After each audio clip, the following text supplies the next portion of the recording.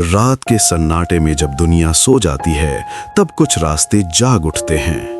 उत्तर प्रदेश के उस छोटे से गांव के किनारे बसा काला पहाड़ का जंगल, जहां की हवा में ऑक्सीजन नहीं बल्कि खौफ बहता है। लोग कहते हैं वहां सूरज ढलने के बाद पगडंडियों पर इंसान नहीं, सिर्फ उनके साए चलते हैं। रुक जाओ बेटों, इस वक्त पगडंडी से मत जाओ। आज रात जंगल को अपना हिस्सा चाहिए। जो वहां जाता है वो अपनी परछाई वहीं छोड़ आता है। छोटा रास्ता कभी कभी जिंदगी का आखिरी रास्ता बन जाता है। अरे काका, आप बिन पुरानी कहानियों में फंसे हैं। हम शहर वाले भूतों से नहीं, वक्त की कमी से डरते हैं। चलिए आर्यन, हमें देर हो रही है।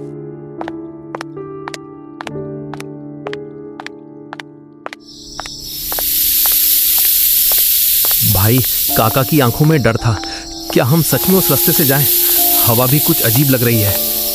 चुप कर और अपनी एक टॉर्च संभाल। चल, पैदल ही निकल लेते हैं, आधा घंटा बचेगा। पर शहर की चकाचौंध से आए कबीर और आर्यन इन बातों को महज एक अंधविश्वास मानते थे। कबीर की जिद उन्हें जंगल के उस हिस्से में ले आई जहां रोशनी भी अपना रास्ता भूल जाती थी। पेड़ों की टेढ़ी मेढ़ी टहनियां किसी कंकाल के हाथों की तरह उन्हें छूने लगी थी। तभी अचानक जंगल का सन्नाटा और भी गहरा हो गया। कबीर भाई, रुकिए, सुनिए। ऐसा लग रहा है जैसे हमारे पीछे कोई और भी चल रहा है, पर जब मैं रुकता हूँ तो वो भी रुक जाता है। तेरा वहम है आर्यन। सूखी पत्तियों पे जब हम चलते हैं तो आवाज गूंजती है। डर मत, बस पहुंचने वाले हैं। नहीं भाई, वो देखो, वो झाड़ियों के पीछे कोई खड़ा है। उसकी आंखें चमक रही हैं। वहां कोई नहीं है, बस जंगली जानवर होगा। तू बस चलता रहे।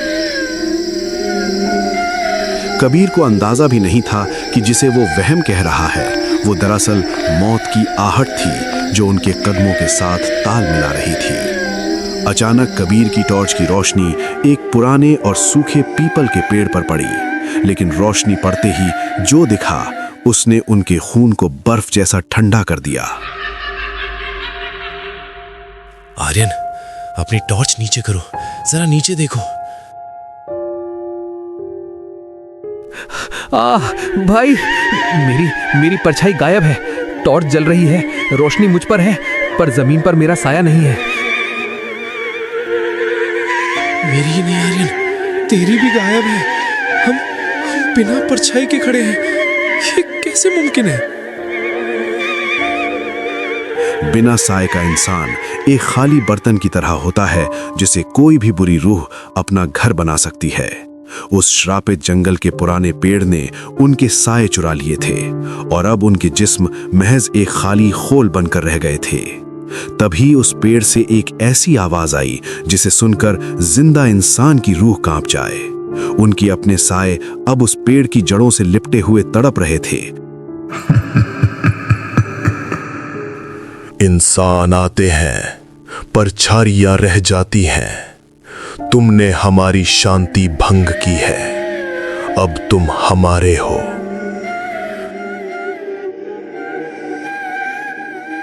भाई, मेरा दम घुट रहा है। ऐसा लग रहा है जैसे कोई मेरा गला घोंट रहा है। वो देखो, मेरा साया पेड़ के अंदर समाता जा रहा है।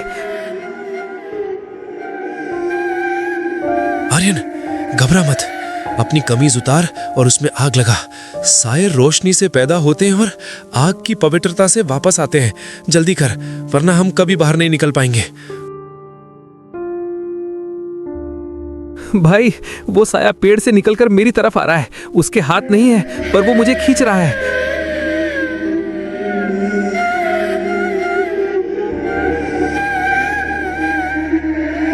आग की लपटें देख साए तड़प कर आजाद हुए और वापस कबीर और आर्यन के पैरों से जुड़ गए। वे पागलों की तरह भागते हुए गांव की सीमा पर पहुंचे। सुबह की पहली किरण फूट रही थी और उन्हें लगा कि वे मौत के मुंह से वापस आ गए हैं। लेकिन क्या वाकई वे बच निकले थे? भाई, हम बच गए। देखो, सूरज निकल आया। अब हम सुरक्षित हैं। सब कुछ ठीक हो गया। सुरक्षित? क्या सच में आर्यन? क्या मतलब भाई? सब तो ठीक है, देखिए मेरी परछाई मेरे साथ है। जरा गौर से देख आर्यन, सूरज तेरे पीछे है तो तेरी परछाई तेरे आगे होनी चाहिए, पर तेरी परछाई तो तेरे पीछे खड़ी होकर तुझे घूर रही है।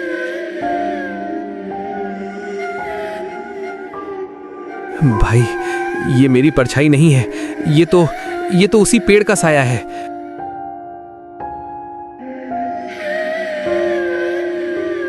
और मैं तेरा भाई नहीं हूं। कबीर तो वहीं जंगल में रह गया, मैं उसका साया हूं जो आज आजाद हो गया।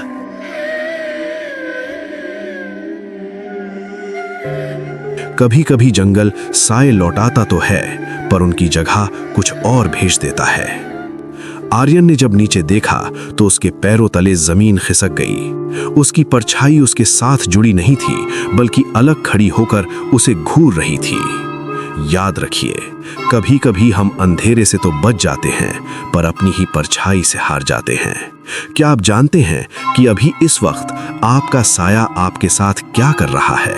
कहीं वो भी आपसे अलग होने की तैयारी तो नहीं कर रहा?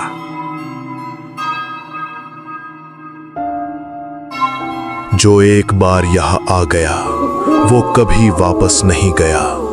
सूरज निकलने से पहले तुम्हारी रूह भी इसी पेड़ का हिस्सा बन जाएगी।